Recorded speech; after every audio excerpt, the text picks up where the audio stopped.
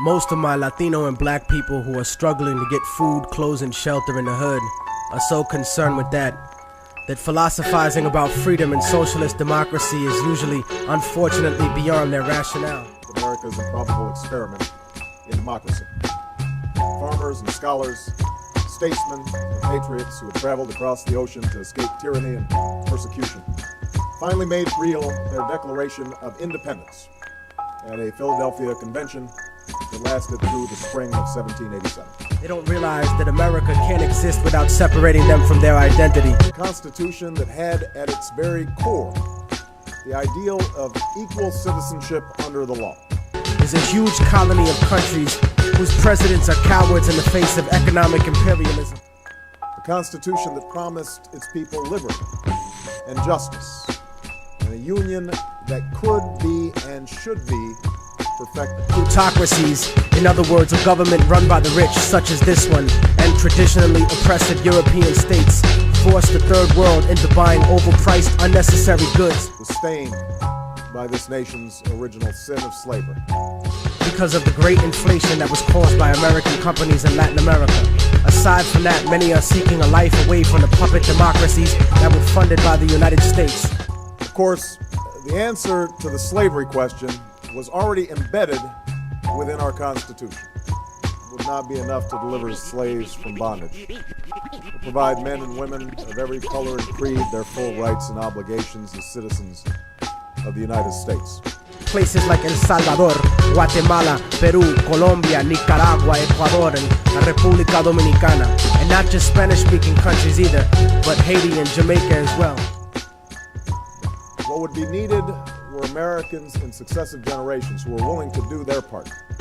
As different as we have been taught to look at each other by colonial society, we are in the same struggle. To continue the long march of those who came before us. Not hatred for others. That we may have different stories, but we hold common hopes. That we may not look the same and may not have come from the same place, but we all want to move in the same direction. Not the poor, broke, country-ass soldier that's too stupid to know shit about the way things are set up. Towards a better future for our children and our grandchildren. I want a better life for my family and for my children. For a more just, more equal, more free, more caring, and more prosperous America. Because if we had some sense of who we really are, there's no way in hell we'd allow this country to push its genocidal consensus on our homelands. That we cannot solve the challenges of our time unless we solve them together. Not the poor, broke, country-ass soldier that's too stupid to know shit about the way things are set up. Similar anger exists within segments of the white community.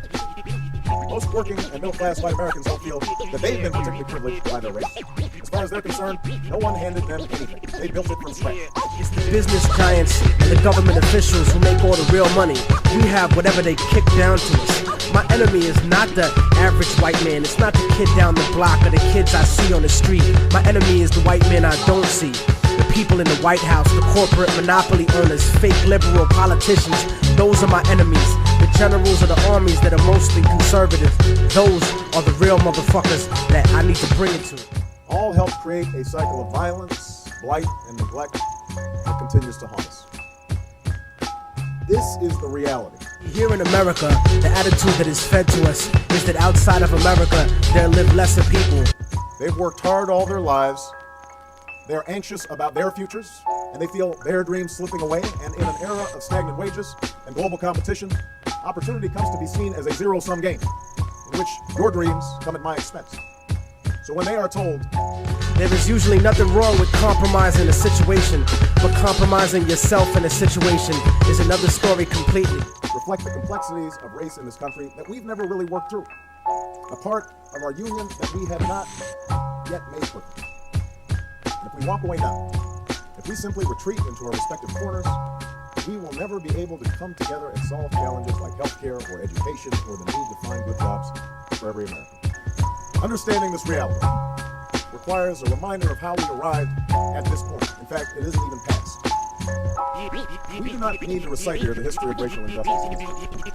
But we do need to remind ourselves that so many of the disparities that exist between the African American community and the larger American community today can be traced directly to inequalities passed on from an earlier generation. As much as racism bleeds America, we need to understand that classism is the real issue. I don't look at a few token Latinos and black people in the public eye as some type of achievement for my people as a whole. Most of those successful individuals are just sellouts and house Negroes. But I don't consider brothers a sellout if they move out of the ghetto. Poverty has nothing to do with our people. I'm not gonna vote for anybody just because they black or Latino. They have to truly represent the community and represent what's good for all of us proletariat. A coalition of white and black, Latino, Asian, rich, poor, young, and old is still irrevocably bound to a tragic past.